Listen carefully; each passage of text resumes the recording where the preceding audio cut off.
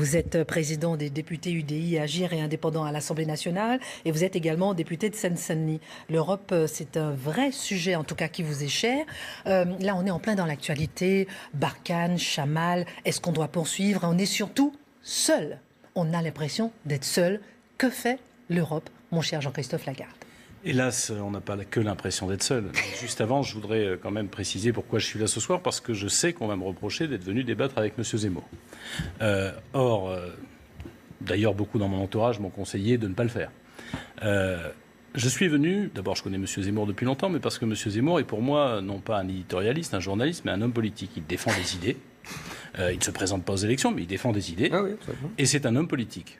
Alors il y a ceux qui disent non, il faut le laisser, alors que tous les soirs, il a la chance de pouvoir défendre ses idées, ce qui n'est pas mon cas, et je vous remercie de votre invitation.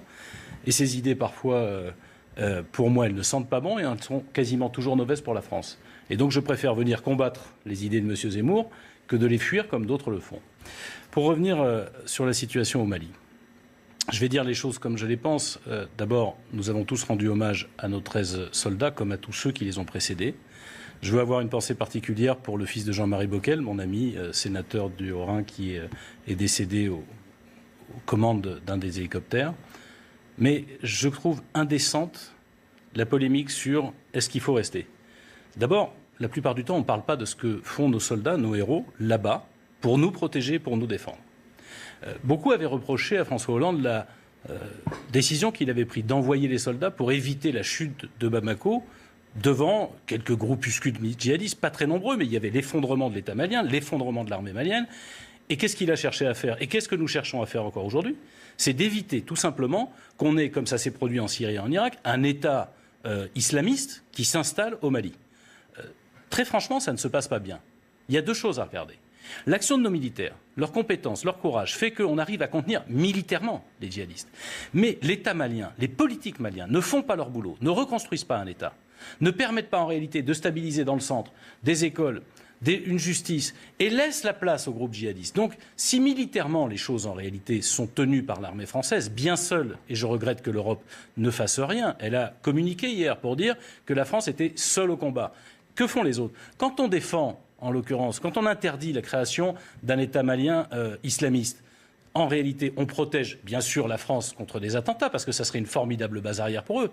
Mais on protège aussi le reste de l'Union européenne. Alors on paye déjà le prix de l'argent, on paye le prix du sang. Il serait temps que l'Europe fasse aussi sa part du travail. On va laisser Éric Zemmour répondre sur ces points. Alors, d'abord, Monsieur Lagarde, je vous remercie de venir débattre avec moi. C'est toujours un plaisir. Moi, je ne demande que ça. Je ne sais pas si je suis un homme politique, mais en tout cas, je défends des idées et c'est une forme de politique. Je suis d'accord avec vous. C'est de la politique, en tout cas. Absolument d'accord. Donc, je ne demande que ça. Je ne refuse aucun débat. Et ceux qui refusent sont punis par eux-mêmes, puisqu'ils veulent me punir en même temps. Donc, c'est une discussion sans fin. Deuxièmement, sur on en a parlé hier, nous, dans cette émission. Sommes-nous seuls? Où est l'Europe? 13 malheureux soldats qui sont tombés dans cet regrettable accident, et on en a parlé hier, donc je ne vais pas revenir là-dessus. On est sur, et je suis d'accord avec vous en plus, sur le Mali et sur les autorités maliennes qui n'en font pas assez, etc. Donc cette discussion, on la laisse de côté. En revanche, on vient sur l'Europe. Et vous dites... j'entends très bien, il serait bien que l'Europe vienne à notre rescousse, vienne en tout cas nous soutenir, vienne avec nous. Qu'elle fasse sa part du travail. On se bat pour eux. Pour nous tous. Exactement. Et ben voilà, Monsieur Lagarde. C'est exactement le sujet. D'abord, quand vous dites l'Europe, ça n'existe pas. Parce que l'Europe n'est pas une nation. C'est tout le problème de notre discussion. Il n'y a pas de nation européenne, il n'y a pas de peuple européen. Tout simplement parce que ça n'existe pas, l'Europe. Il y a les nations européennes, oui. Il y a l'Europe civilisation, oui. Mais il n'y a pas de peuple européen, il n'y a pas de nation européenne. Et donc, quand nous engageons des soldats, quand le chef de l'État engage des soldats, on voit bien que c'est la vie et la mort de ces hommes qui est en jeu. Il faut une légitimité énorme. Seul le chef de l'État français, parce qu'il est français, parce qu'il est élu par le peuple français qui existe, a la légitimité d'envoyer à la mort des soldats. Excusez-moi, l'Europe n'a aucune légitimité. Ce n'est pas la chancelière allemande qui va envoyer à la mort des soldats français. Monsieur Zemmour, vous m'avez peut-être entendu dans la campagne européenne dire que je n'étais pas d'accord avec l'idée d'une armée européenne. exactement pour les arguments que vous défendez et que j'ai défendus. Sauf que... vous avez évolué là-dessus alors? Jamais. Je n'ai jamais été favorable. Trouvez-moi une seule déclaration où je dis que je suis favorable à l'armée européenne. Je suis favorable à une défense. Je suis favorable à une défense de l'Europe. C'est-à-dire que nous avons besoin de nous défendre ensemble face à de grandes puissances, notamment à l'est de l'Europe. Mais je ne suis pas favorable à une armée européenne parce que l'engagement militaire, il est par définition le fait d'une autorité qui doit être reconnue par les citoyens. Déjà, vous avez renoncé à cet engagement fédéraliste, non pas de vous, non pas de vous, mais de votre mouvance politique. C'est quand même intéressant de voir que les fédéralistes européens renoncent au cœur de la souveraineté européenne. Expliquer que le fédéralisme européen, ce serait d'avoir une armée européenne. J'ai toujours combattu cette idée. Et je pense que le fédéralisme européen, je pense que le fédéralisme européen auquel beaucoup ont renoncé, on y reviendra sans doute, pour le compte, c'est pas l'armée qui compte. En revanche, le fait que, quand il y a eu Daesh en Syrie et en Irak, le fait que seule la France et l'Angleterre, avec les États-Unis, soient allés se battre, les attentats, ils n'ont pas visé que la Grande-Bretagne et que la France. Il y en a eu en Belgique, il y en a eu un peu partout en Europe. Et donc, moi, je milite plutôt que de renoncer à construire l'Union européenne ou une vraie Europe, pour le compte, je milite tout simplement pour que chacun prenne conscience de ses responsabilités. J'ai eu un échange un jour avec le Premier ministre du Danemark. Le Danemark, l'Afrique, dont Dieu sait, même dans leur histoire, c'est pas leur truc. Ben, il se trouve qu'ils avaient commencé à comprendre, quand il y avait des millions de réfugiés qui affluaient sur le continent européen, que finalement, quand ça se passait mal en Syrie et en Irak, c'était aussi leur problème. Or, on n'a pas construit ça. Et ce qui me frappe quand vous parlez de la civilisation, etc., non, ce n'est pas vrai. Moi, je pense, pour le compte, qu'il y a, comme le pensait Victor Hugo, une nation européenne, qui est bâtie sur quoi d'ailleurs? Qui est bâtie sur la culture judéo-chrétienne, qui est bâtie sur la fascination à partir de la Renaissance sur les sciences, qui est bâtie sur l'habeas corpus, qui existe et qui a été inventé en Europe, bref, qui est bâtie sur un certain nombre de valeurs qui sont partagées dans tous les pays et valeurs qui ont besoin d'être défendues. Ce qui me frappe toujours quand je vous entends, monsieur Zemmour, c'est que vous considérez que l'histoire, en réalité, on doit la subir et pas la changer. Vous dites, comme il n'y a pas eu de nation par le passé, bah finalement, il n'y en aura jamais. Vous savez, la nation française, il y a 1000 ans de cela, le duc de Bourgogne s'affrontait avec le duc d'Aquitaine. Et le roi de France n'était jamais finalement qu'un duc par les autres. Et donc cette construction nationale, elle s'est faite par affrontement. Et au bout d'un moment, mais c'est la même chose pour l'Allemagne, sauf que ça ne s'est pas fait par affrontement. Au bout d'un moment, on leur a permis tout simplement de vivre ensemble. Sinon, le roi de Navarre, M. Bayrou, serait en train d'affronter le roi de France, M. Macron. Là, c'est très intéressant parce que vous vous avez fait mine de renoncer au fédéralisme européen et donc vous y revenez par la fenêtre. Parce que cette idée-là... J'assume le fédéralisme européen et je vais expliquer pourquoi et dans quel domaine. Je vais expliquer pourquoi et dans quel domaine. On va le laisser répondre déjà sur donc, ce point. Cette idée-là des nations françaises qui sont comme des régions, je la connais, c'est Victor Hugo. C'est ce qu'elles étaient. Non, pas du tout. Reconnaissez-le. Pas du tout, ça n'a rien à voir. Excusez-moi, monsieur Lagarde, ça n'a rien à voir. La France s'est faite à coups d'épée, comme disait le général de Gaulle. Et c'est fait sur 1000 ans. Et ça s'est fait par un roi de France qui a rassemblé tout le monde. Ce ne sont pas des régions qui se sont mises ensemble et qui se sont dit « Oh, coucou, on va se mettre ensemble ». Non, ça ne marche pas comme ça. Ça a marché à coups d'épée, éventuellement même à coups de mariage, pour la Bretagne, par exemple. Ou pour Henri IV, qui n'a pas fait à coups d'épée, qui a renoncé à la Vous avez raison, Henri IV, il a conquis même qu'à Paris. Il a même conquis la capitale à coups d'épée. Et qui, pour pouvoir être roi de France, a renoncé pour le compte à la religion. Où il avait changé déjà 4 fois. Et a fusionné les deux. Non, il n'a pas fusionné. Non, encore une fois, non, excusez-moi, non. Il y a un roi qui était légitime. On va pas faire un débat. Il était légitime. Non, mais c'est intéressant parce que c'est un mythe fédéral. Au départ, soit on a le mythe américain, on croit que les États américains, c'est comme la France, l'Italie et l'Allemagne et qu'elles vont fusionner un jour dans un État. Les États américains, ils ne sont pas venus de leur plein gré. C'est quoi la guerre de sécession? Vous voyez, on est d'accord. Donc on est bien d'accord. Donc vous apportez de l'eau à mon moulin. Non, parce qu'une partie des États américains ont adhéré spontanément et d'autres y ont été contraints. Donc voilà, par la guerre. Ça veut dire qu'on peut aussi le faire spontanément. Sauf qu'on ait une bonne raison de le faire. Et c'est la raison. Il y a eu déjà beaucoup de tentatives d'unification de l'Europe dans l'histoire. Il y a eu Charles Quint, il y a eu Napoléon, il y a eu même Hitler. Et tout ça a très mal fini. Et comme disait le général de Gaulle, on ne fait pas d'omelette avec des œufs durs. C'est ça votre problème. C'est que les œufs durs, c'est les nations. Et que vous voulez faire une omelette avec des œufs durs. Eh bien, ça ne marche pas. Et vous savez, même la cour de Karlsruhe, les Allemands, c'est simple. En 2009, Vous devriez lire les arrêts de la Cour de cassation, c'est intéressant. Qu'est-ce qu'ils ont dit? Ils ont dit il n'y a pas de peuple européen, donc il n'y a pas de nation européenne. Et ce que vous avez dit tout à l'heure, et je vous laisse la parole, ce dont vous avez parlé tout à l'heure, judéo-chrétienne, vous auriez pu dire romain, grec.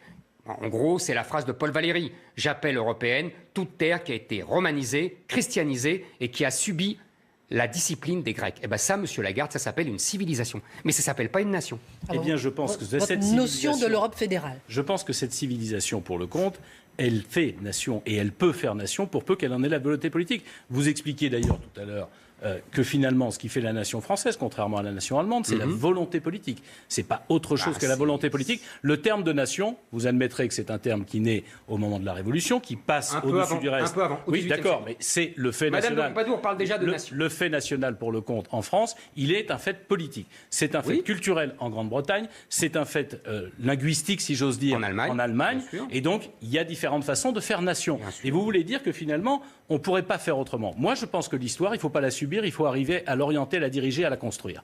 Et vous pensez exactement le contraire. Pour l'instant, tout vous a donné tort depuis 50 ans, monsieur Lagarde. C'est tout ce que je dis, moi. Je ne pense pas que tout m'ait donné tort, parce que finalement, quand vous nous dites que l'idéal, c'est de construire l'Europe par la guerre, ou en tout cas qu'il n'y a que par la guerre. Je vous dis qu'on a déjà essayé et que ça n'a pas marché. Je veux vous faire observer, monsieur Zemmour, que je préfère l'Europe telle qu'elle est depuis 70 ans que celle des 50 années précédentes qui ont valu 2 guerres mondiales. Et je trouve que même si elle n'a pas que des vertus, elle a au moins une vertu, celle de la paix, qui n'est pas un objectif, mais qui pour l'instant est un résultat. Pardonnez-moi, deuxièmement, pourquoi est-ce qu'on aurait, Madame Kelly, besoin... N'oubliez pas, il va répondre tout à l'heure. Oui, bien sûr, allez-y. D'accord, mais... Non, mais allez-y. Pourquoi est-ce qu'on a besoin de construire la défense de cette identité, de cette culture, et j'ose le dire le mot, de cette nation européenne?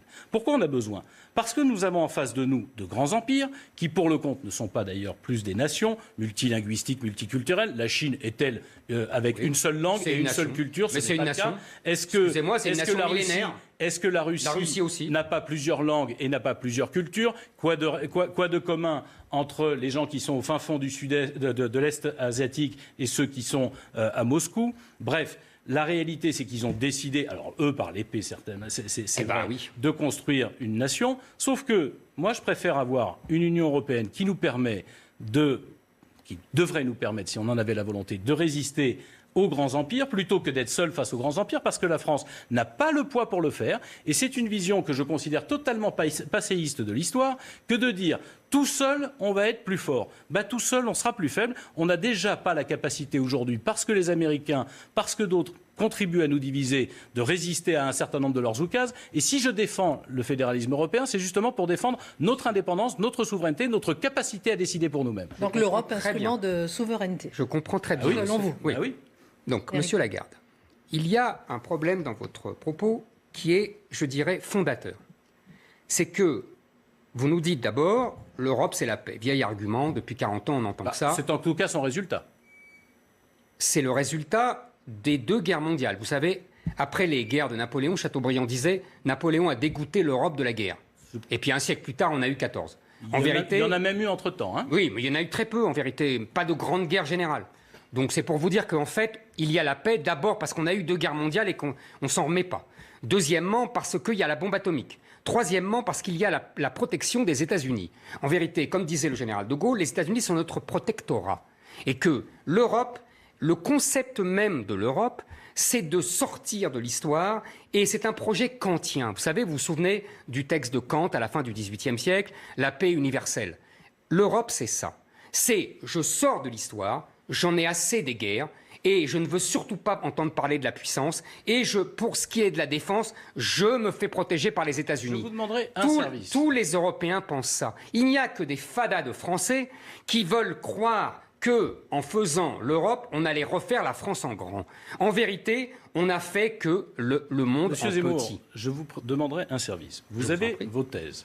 Mais je vous demande de ne pas calquer vos antithèses sur moi, parce que ce que je défends n'est pas ce que... Mais c'est ce que vous venez de dire. Ce que je défends n'est pas ce que vous dites. C'est ce que vous venez de dire. Je dis simplement que nous n'avons pas d'autres moyens, pas d'autres leviers pour pouvoir parler d'égal à égal avec des puissances que de construire cette puissance européenne. Alors si vous me dites qu'elle n'est pas construite aujourd'hui, j'en suis bien d'accord. C'est une des raisons pour lesquelles je défends un projet. Je vous dis mieux que ça. Je vous dis ce n'est pas dans l'ADN de l'Europe. Attendez, vous venez d'accepter l'idée qu'avait émise le général de Gaulle, en absence de l'Europe d'ailleurs, je vous le ferai remarquer, que nous serions sous protectorat américain et donc en fait que nous sommes dans leur dépendance. Bien sûr. Pour quelqu'un qui défend la nation, notre identité, et qui dit finalement nous sommes dans la dépendance, donc une forme de colonie des États-Unis d'Amérique, demain peut-être des Chinois. On n'a pas de souveraineté, ça... même souveraineté bancaire. C'est exactement ce que je voulais. Mais pardon, madame, c'est justement pour ça que nous Lagarde, disons depuis toujours que l'euro peut être une monnaie utile et une monnaie d'indépendance, à condition qu'on en fasse une monnaie d'échange internationale. Pour l'instant, c'est une monnaie d'échange entre nous. Ça à chaque fois, c'est la même chose. C'est la seule monnaie au monde. C'est la seule monnaie au monde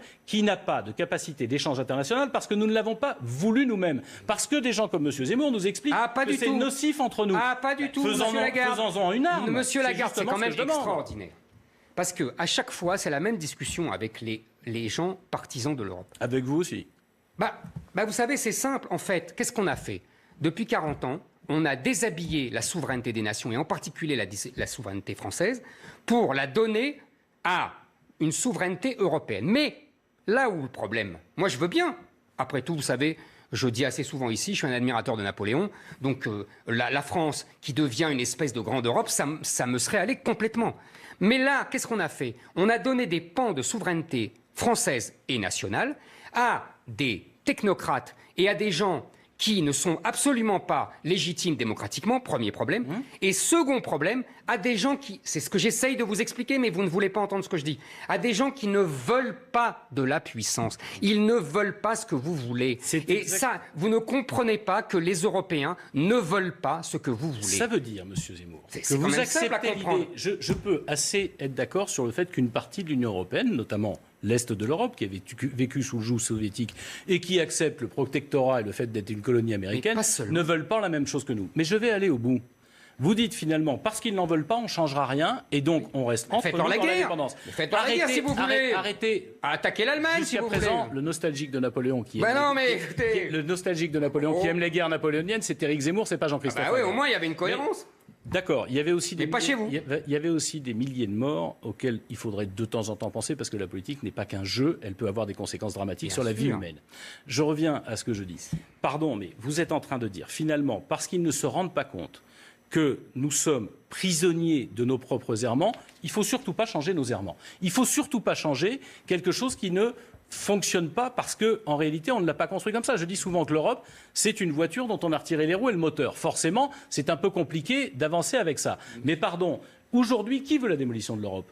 En dehors de M. Zemmour. M. Trump. D'ailleurs, si vous n'existiez pas, il faudrait vous inventer comme allié. Monsieur Trump, quand il y a le Brexit, il se réjouit et il dit formidable, je vais pouvoir les dépecer parce que 27 séparés, c'est quand même plus simple. Mais pas que Monsieur Trump. Il y a des puissances financières et des puissances économiques majeures qui se réjouissent de pouvoir discuter d'État à État. Quand vous dites pour le compte qu'on est plus fort, moi je fais une comparaison entre l'amende de 13 milliards de dollars qu'on a infligée à Google au niveau européen et le pseudo-taxe ridicule qu'on a voulu faire sur les GAFA au niveau français. Et qu'est-ce qu'a fait Google cet été? Il a dit circuler, il n'y a rien à voir, je ne la paierai même pas. Seuls, nous n'avons pas ces moyens-là, parce que vous pourrez raconter aux Français autant que vous voulez que 70 millions de Français vont imposer leurs lois à 350 millions d'Américains ou 1,5 milliard de Chinois. Excusez-moi, c'est prendre les gens pour des... Éric Zemmour. Mais personne ne dit ça. Personne ne pense que la France veut imposer sa loi. Alors aux vous allez Américains. faire quoi tout seul? D'abord, on n'est jamais tout seul. Dans l'histoire de France, personne n'a jamais été tout seul. Il y a toujours eu des alliances. Deuxièmement, je vous rappelle quand même qu'aujourd'hui, avec 500 millions, ça n'empêche absolument pas les Américains de nous imposer l'extraterritorialité de leurs droits. Et que fait l'Europe? Rien. Mais attendez, Monsieur Zemmour, reconnaissez au moins... Vous êtes un observateur... Sauf qu'un État pourrait absolument... affronter cela. Regardez la Russie. Monsieur Zemmour, vous êtes un acteur politique, mais un observateur attentif. D'une phrase. Rapidement, reconnaissez que j'ai défendu, moi, les lois extraterritoriales européennes pour répondre aux Américains, que j'ai défendu le fait d'avoir une monnaie d'échange internationale pour répondre aux Américains, et donc reconnaissez que l'Europe que je défends n'est pas celle que vous critiquez. Mais bien sûr, évidemment, mais c'est le problème. C'est que l'Europe que vous défendez, en vérité, l'Europe c'est le fantasme français. Et que les autres n'en veulent pas. Et vous ne voulez pas le comprendre. Et c'est ce que j'essaye de vous expliquer depuis tout à l'heure. Ça fait 50 ans qu'on enlève des pans entiers de la souveraineté française en disant « Oh, mais tout seul, t'y arrives pas, t'es un pauvre nul, etc. » Et qu'on donne à quelque chose qui va dans un trou noir. Quand vous dites ça, donc c'est quand même extraordinaire. Il n'y a qu'un point d'accord. Et attendez, il n'y a qu'un point d'accord, c'est le pouvoir aux technocrates. Non, mais c'est pas seulement ça. Vous voulez faire croire aux Français que la France n'est plus autonome dans l'Union européenne parce qu'elle a partagé un certain nombre de pouvoirs. Absolument, Monsieur Lagarde. Elle ne les a pas partagés, elle les a abandonnés. Mais je reprends l'euro. C'est fabuleux de vouloir faire croire aux gens, c'est parce qu'ils ont une mémoire courte la plupart du temps. Mais enfin, quelle était la souveraineté du franc face aux marques alors qu'on serait aligné face aux marques en permanence, alors même qu'on n'avait pas, alors même qu'on n'avait pas d'euro. Mais parce qu'on les plus anciens qu'on dévaluait en permanence pour se référer aux marques. Donc nous n'avions pas de souveraineté puisqu'on s'alignait sur l'Allemagne. Et ce n'est pas l'euro ni l'Europe qui est. Vous avez raison, mais pourquoi on s'est aligné sur l'Allemagne ? Pour deux raisons. On ne s'est pas aligné sur l'Allemagne pendant tout le mandat du général de Gaulle. Bon. Parce qu'il n'y avait pas de décrochage à l'époque. Merci. Je ne vous le fais pas dire. Donc, c'est parce qu'on a suivi une mauvaise politique. Oui. Et deuxièmement, donc c'est pas l'Europe, c'est la politique nationale le problème. Attendez, à partir de 1983, on s'est aligné sur le marque. C'est le choix des Français. On aurait très bien pu jouer comme les Anglais, les taux de change flottants. C'est les Français, c'est les élites françaises qui sont fascinées par l'Allemagne et qui ont votre surmoi européen, qui ont voulu déjà préparer l'accrochage au Deutschmark et donc l'accrochage à l'Europe. C'est idéologique tout ça, Monsieur Lagarde. On aurait très bien pu faire autrement. Pardon, Monsieur Zemmour. Et deuxièmement, quand vous dites, parce que c'est toujours la même chose, vous nous expliquez en gros que tout seul on peut rien faire et que à plusieurs on est mieux. Oui, on est plus fort à plusieurs si on est d'accord.